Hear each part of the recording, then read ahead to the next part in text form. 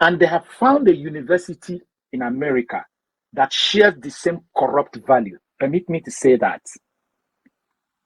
Because indeed, the history of Chicago State University is not something clean, though, if you go and dig it.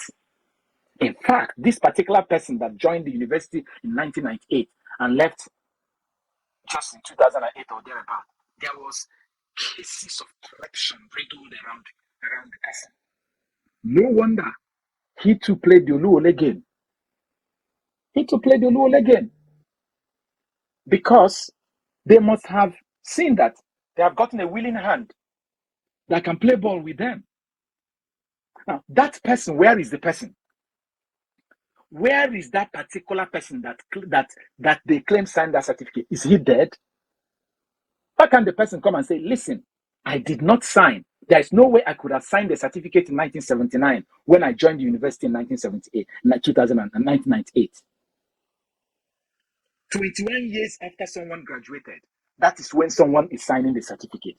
And we are here saying, is it true? Is it not true? Is it because it's rich people? Will this happen to that little girl that forged JAMB result? Is it because it's rich people? If I go to a university now to submit my certificate and there's a discrepancy in it, will they admit me in that university?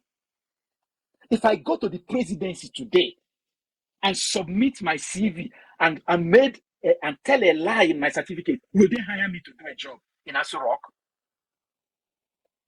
So is this law one for the rich, one for the powerful, and one for the common man?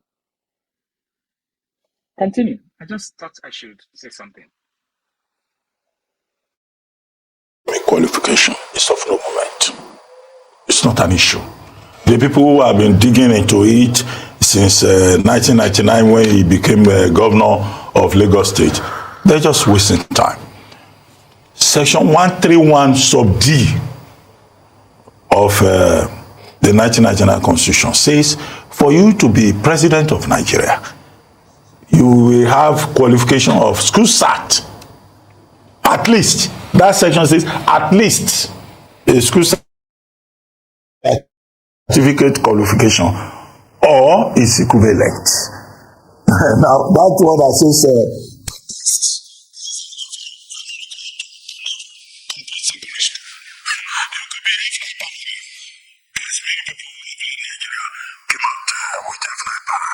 So you don't need.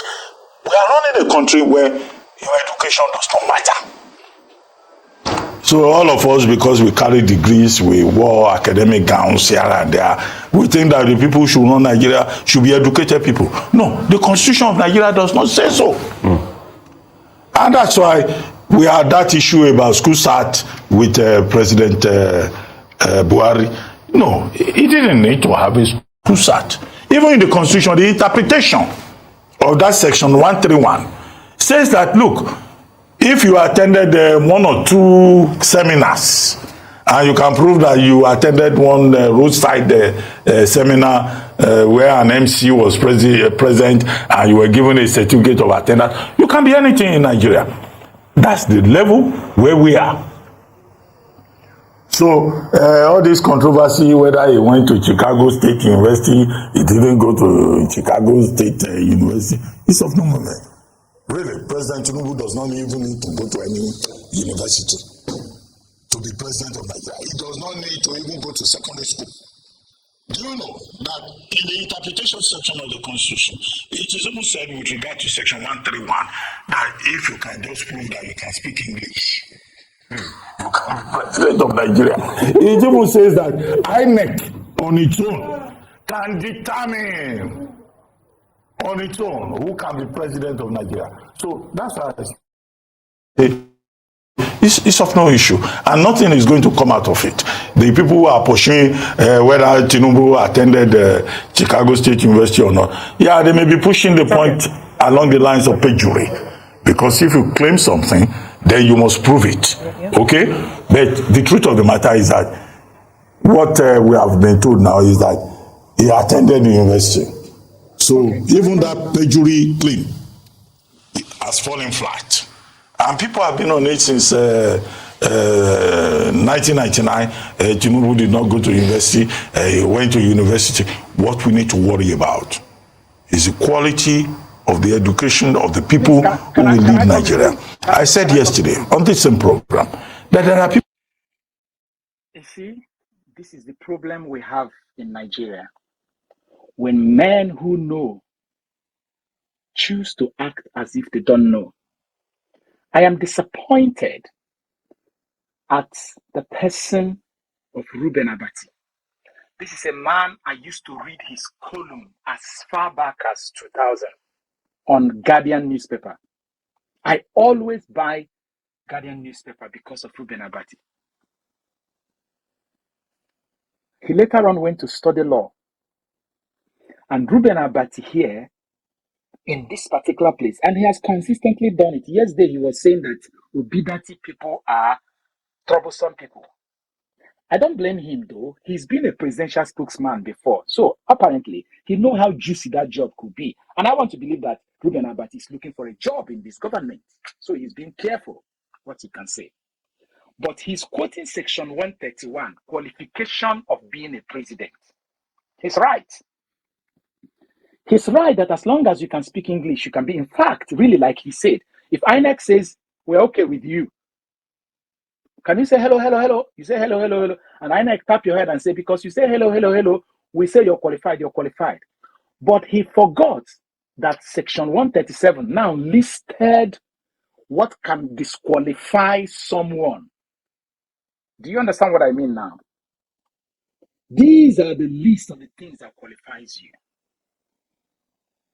For instance, if you are a man born in Nigeria, do this and do that, you're qualified. But then if they find out that you have been an ex-convict, you're disqualified. Reuben Abati did not mention the side where the disqualification came. Because just like you showed us before, can you bring that again? Section 137(1)J. Section 137(1)J of the 1999 Constitution as amended specifically stated that of all your qualifications, if you mistakenly submit a forged certificate, your own is gone. In fact, if you went to a university, remember I said it in this program before, assuming you went to the university, they gave you certificate, but that certificate got lost. And now time is running out on you to submit this form. And someone calls that person and says, oh, God, maybe you don't go to university now. They don't say you go to university now. You get some boys where there for Oluwole Street in Lagos, where they arrange this thing. I could just arrange paper, not the ordinary paper. Now, when they call the university will confirm. And then they mistakenly arrange the paper with a different font. Everything came in there, but the font is different. That is forgery, according to the interpretation of the Supreme Court.